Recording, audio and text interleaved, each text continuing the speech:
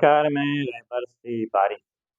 आज के इस बुलेटिन में बात होगी दिल्ली सरकार पर मंडरा रहे खतरे के बादल की, बसपा सुप्रीमो मायावती के बड़े प्लान की, इंडिया गठबंधन के राहुल गांधी को लेकर चल रहे माथापच्ची की और अंत में बात होगी भारतीय जनता पार्टी की धुआंधार चुनाव प्रचार की। तो शुरुआत करते हैं आज की सबसे बड़ी खबर से।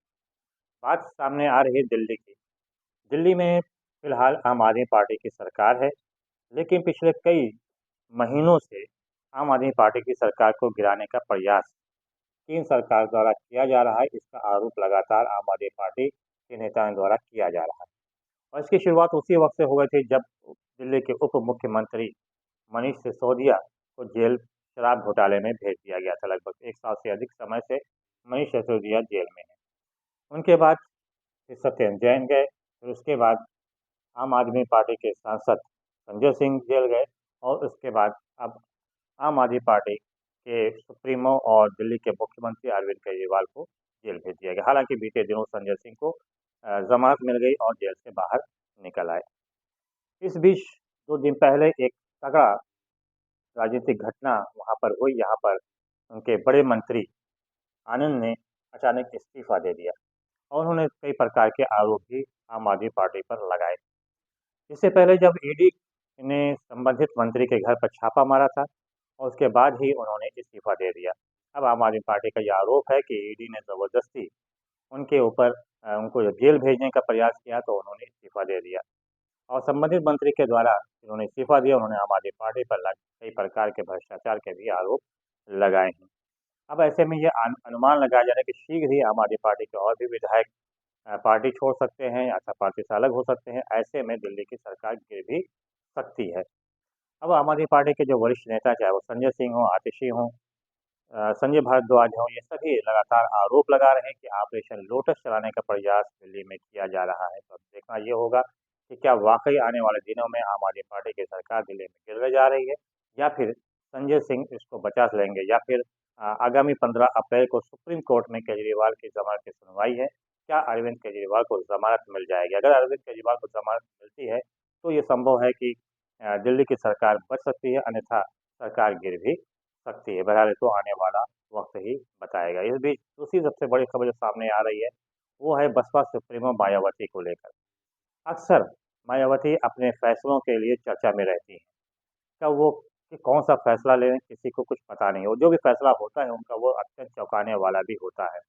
अब जो बात सामने आ रही है वो ये कि 14 अप्रैल को जब बाबा भीमराव अंबेडकर की जयंती होगी उस समय बसपा सुप्रीमो मायावती कोई बड़ा फैसला ले सकती हैं, अर्थात वो इंडिया गठबंधन में शामिल हो सकती हैं।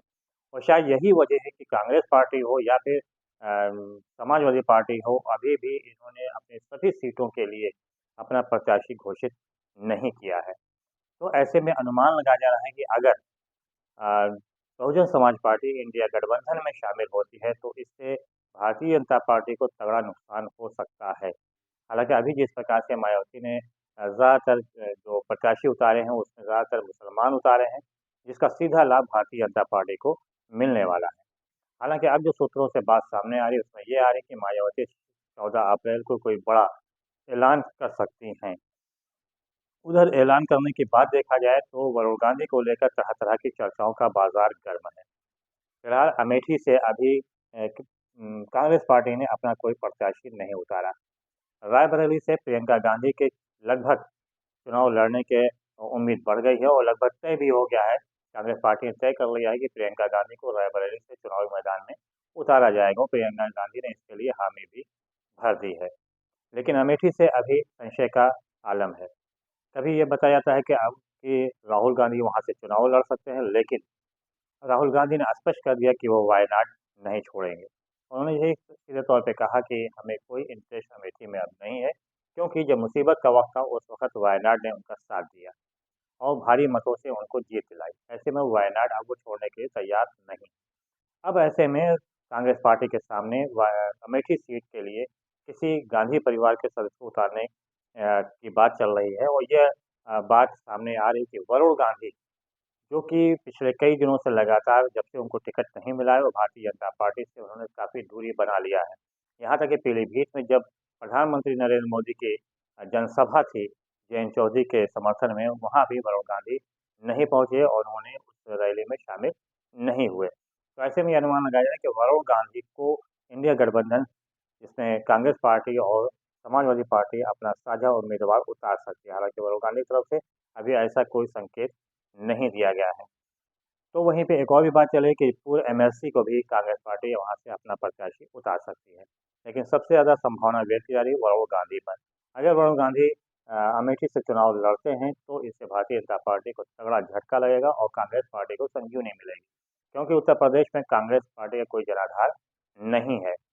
ऐसे में अगर वरुण गांधी चुनाव लड़ते हैं तो इससे कई सीटें प्रभावित हो सकती हैं। तो संभावना व्यक्त की जा रही है कि वरुण गांधी को चुनाव लड़ाया जा सकता है, इंडिया गठबंधन अमेठी से लड़ा सकती है।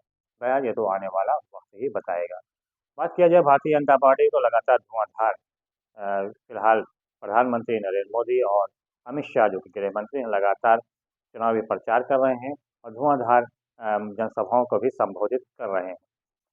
हालांकि जिस प्रकार से बिहार में अमित शाह का काफ़ी विरोध हुआ, वहाँ पे गो बैक और मुर्दाबाद के नारे लगाए, उससे भारतीय जनता पार्टी की चिंता भी बढ़ गई। बहरहाल आने वाला वक्त बताएगा कि अभी चुनाव में और कितने कितने घटनाक्रम होते हैं। फिलहाल बस शिवाजी को दीजिए इजाज़त और बहुत धन्यवाद। जय हिंद, जय भारत।